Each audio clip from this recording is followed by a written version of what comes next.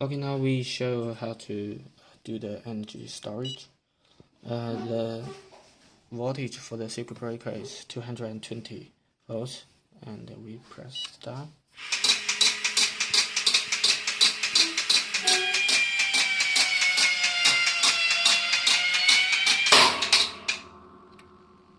Okay, finish. And again, we just use the auto to test the circuit breaker.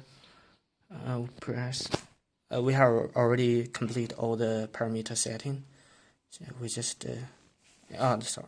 The type of sensor is the angular. We call it a rotating.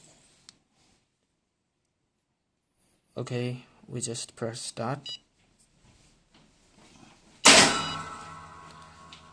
Okay, we can check all the test result here, and also here's the graphic. We can check the graphic here, and if we want, we can print all the test result and the parameter setting you were setting, and also we can copy to the UDisk.